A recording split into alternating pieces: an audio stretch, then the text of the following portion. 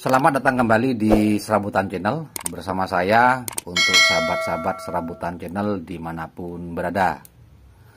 Mengawali aktivitas pagi hari ini dan masih seputaran SMPS untuk power amplifier. Ada beberapa pertanyaan dari teman-teman kita yang mengeluhkan bahwasanya transistor totem pole-nya itu dia mengalami overheat atau panas. Jadi inilah untuk totem pole-nya menggunakan pasangan transistor BD139 dan 140. Masing-masing satu pasang karena ini sebagai penguat arus dari keluaran high PWM dan juga low PWM-nya. Seperti itu.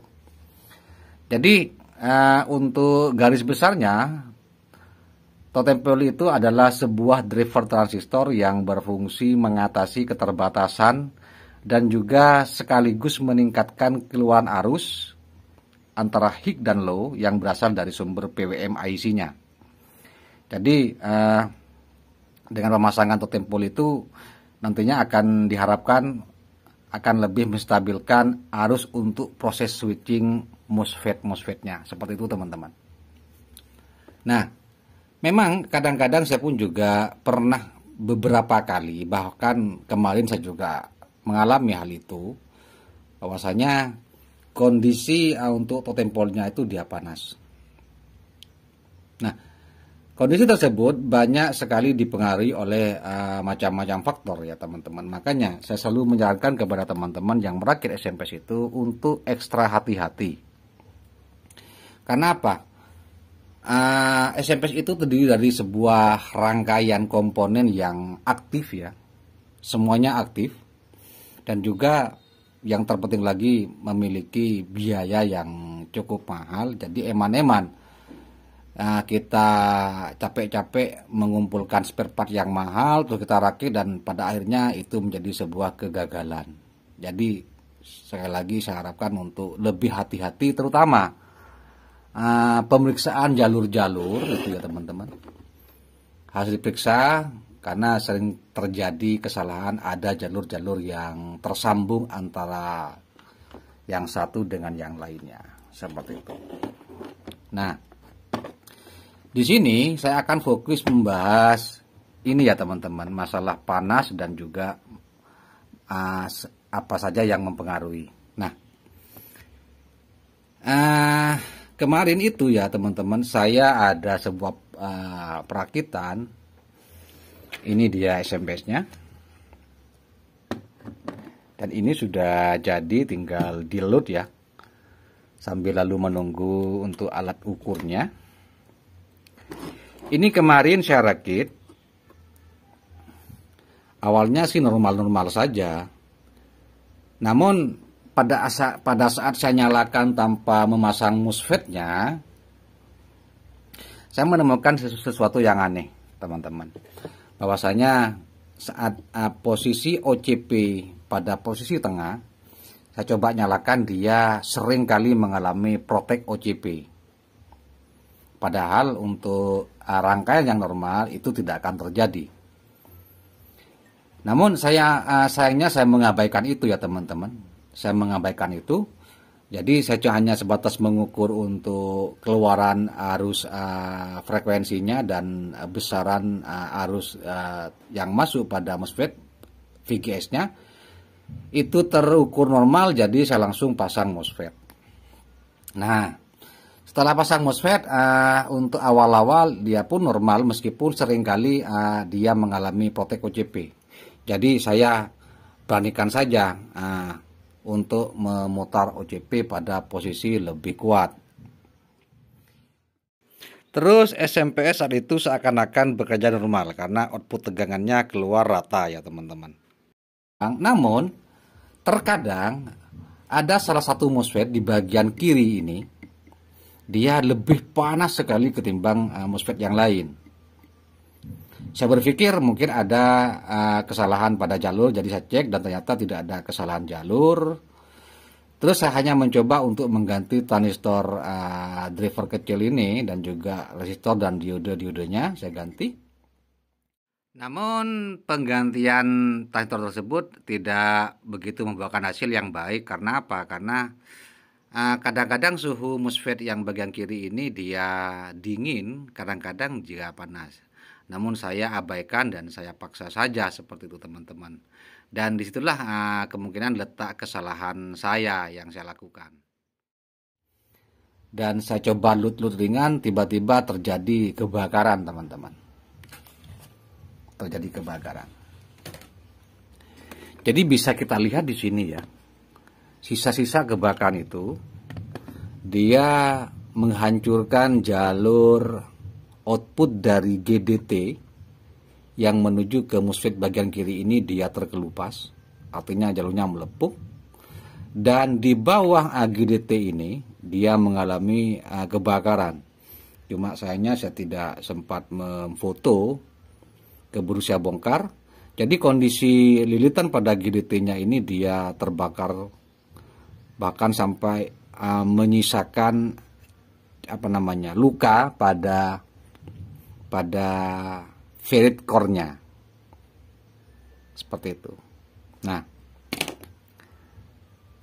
dalam kondisi tersebut saya berpikir berarti ada kesalahan yang saya abaikan di bagian GDT dan totem pole.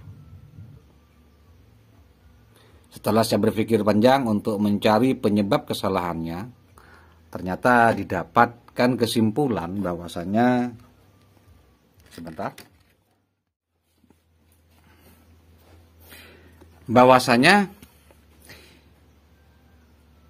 saya melihat adanya jalur di bagian permukaan PCB ini.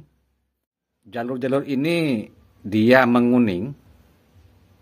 Setelah saya bersihkan, jalurnya menguning. Dan saya berpikir penyebab dari terjadinya masalah ini karena mungkin adanya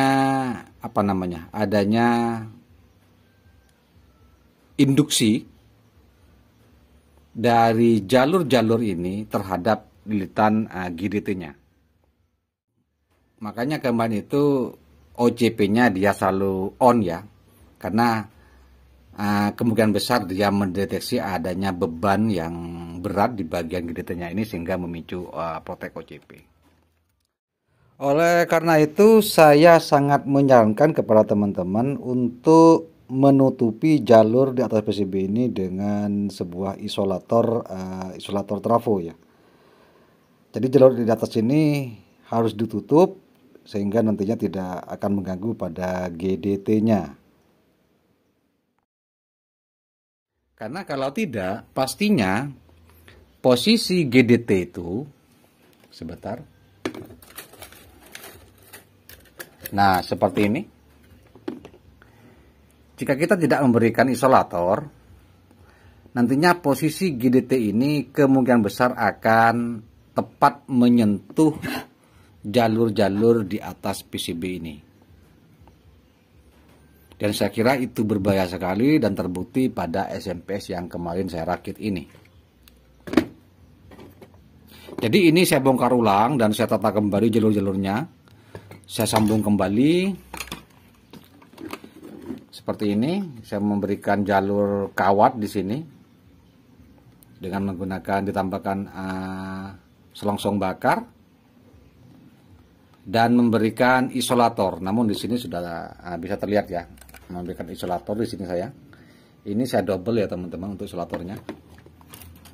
Bahkan saya pada SMP yang lain yang sudah terlanjur dipasangi GDT saya bongkar ulang semua dan saya berikan isolator seperti ini teman-teman. Ini ada isolatornya ya. Nah, dan memang setelah dipasangi isolator, semuanya saya coba. Ada beberapa SMPS di sini yang akan saya rakit dan akan saya selesaikan. Dia tidak terpicu protek OCP lagi, meskipun saya posisikan VR-nya pada posisi sangat sensitif. Dan pastinya untuk keluhan totem pole panas itu tidak akan terjadi teman-teman. Jadi kalau memang teman-teman mengalami totem pole panas, ya area pemeriksaannya itu ya dari mulai output high dan low dari IC ini yang menuju ke diode dan resistor ini ya teman-teman, dan diumpankan pada totem pole-nya. Kemudian output totem pole ini akan tersambung pada bagian primer GDT, dan akhirnya diumpankan kembali ke bagian sekunder yang dibagi menjadi 4 keluaran yang masing-masing akan mendriver masing-masing MOSFET yang digunakan. Seperti itu teman-teman. Jadi saya kira dengan adanya video ini ke depan lagi tidak akan terjadi lagi keluhan-keluhan seperti totem pole panas dan adanya kerusakan yang disebabkan oleh mungkin kekurang hati-hatian dan kesalahan di bagian pemasangan GDT ini. Seperti itu teman-teman.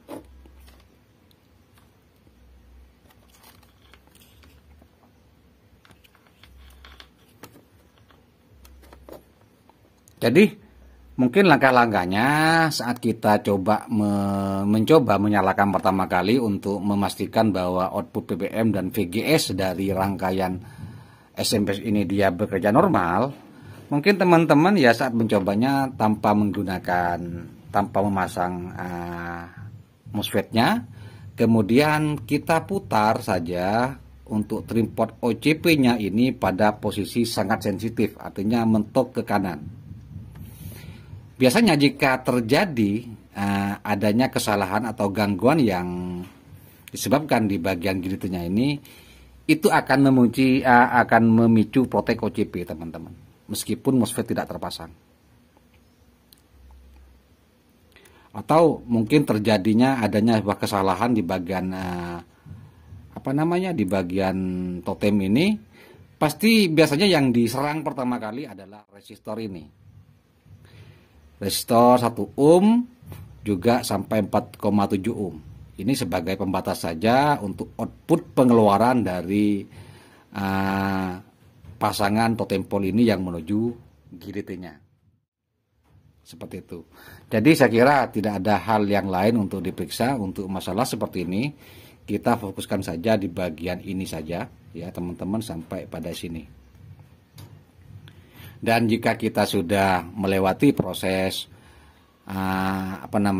pemeriksaan yang baik, saya kira untuk kerusakan itu bisa sangat diminimalisir ya teman-teman.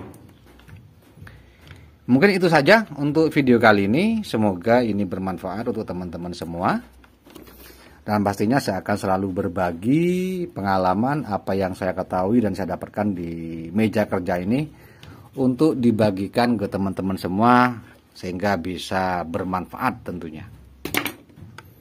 Oke, itu untuk permasalahan totem pole panas dan kerusakan-kerusakan terjadinya kebakaran di bagian yang menyebabkan kebakaran atau short pada bagian MOSFET SMPS-nya yang memang seringkali disebabkan oleh permasalahan di bagian GDT. Dan akhirnya saya cukupkan sampai di sini video ini. Intinya kita harus tetap selalu hati-hati dan waspada, jangan tergesa-gesa dalam merakit sebuah SMPS. Itu saran saya, semoga kita mencapai kesuksesan sesuai dengan bidang masing-masing. Kita akan berjumpa kembali di video-video berikutnya. Terima kasih.